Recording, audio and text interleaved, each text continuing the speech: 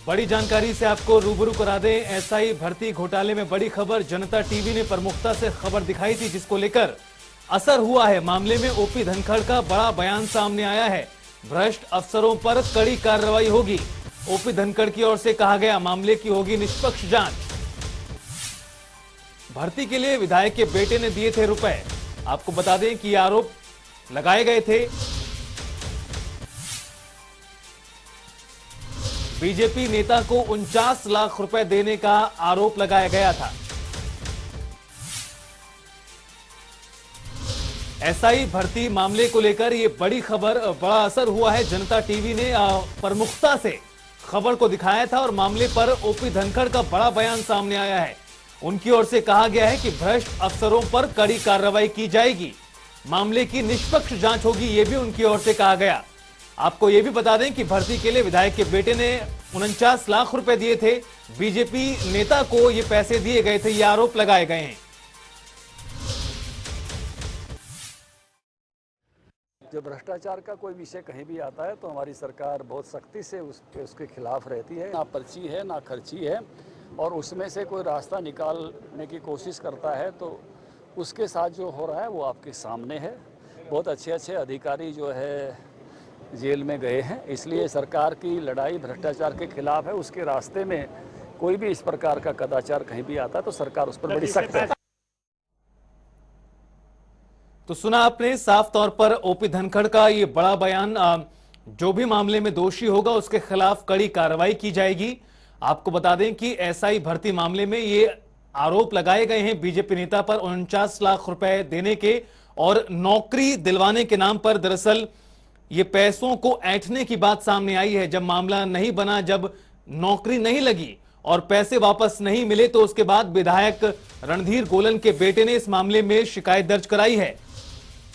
बड़ी जानकारी आपको बता रहे हैं। इस पूरे मामले से जुड़ी हुई बड़ा असर हुआ है। जनता टीवी ने प्रमुखता से इस पूरे मामले को दिखाया था और किस तरह से ये पूरा खेल खेला गया, इसको लेकर भी जानकारी आप तक पहुंचाई गई थी।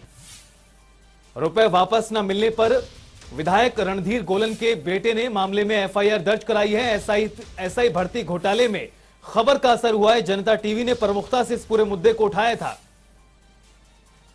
मामले में ओपी धनखड़ का बड़ा बयान सामने आया है, जो हमने आपको सुनाया। उनकी ओर से कहा गया है कि भ्रष्ट अफसरों पर कड़ी कार्रवाई होगी और मामले में निष्पक्ष जांच होगी।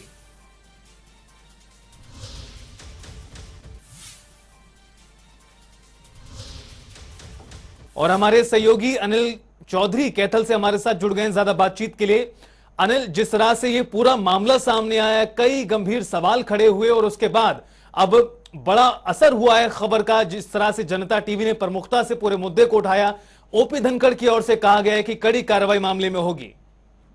जी बिल्कुल, कैथल जो है भाजपा के प्रदेशाध्यक्ष ओम प्रकाश धनखड़ पहुंचे थे। जब उनसे इस मामले में बात की तो उनका साफ तौर से कहना था कि भ्रष्टाचारियों को कदापि बख्शा नहीं जाएगा। पहले भी जो अधिकारी जो नेता हैं, जो भी भ्रष्टाचार में संलिप्त हैं, उनको जेल में भेजा गया और आगे भी जो है कड़ी कार्रवाई की जाएगी। उन्होंने साफ तौर से कहा है कि जो भाजपा सरकार है बिना पर्ची और बिना खर्ची की चलने वाली है। अगर कहीं ऐसा मामला आता है तो उसके खिलाफ निश्चित तौर से कार्रवाई की जाएगी। उन्होंने कहा कि मुख्यमंत्री के संज्ञान में ये मामला है और जो है पूरी जांच चल रही है और जांच के बाद जो भी दोषी होगा उनको कभी भी बख्शा नहीं जाएगा। जी बिल्कुल, जाहिर तौर पर अनिल, क्योंकि जिस तरह से मामला तूल पकड़ता हुआ नजर आ रहा है, विपक्ष भी सरकार पर इस पूरे मुद्दे को लेकर सवाल उठा रहा है। कुमारी सैलजा की ओर से भी निशाना सरकार पर साधा गया। कहीं ना कहीं इस पूरे मुद्दे को लेकर विपक्ष सरकार पर हमलावर है।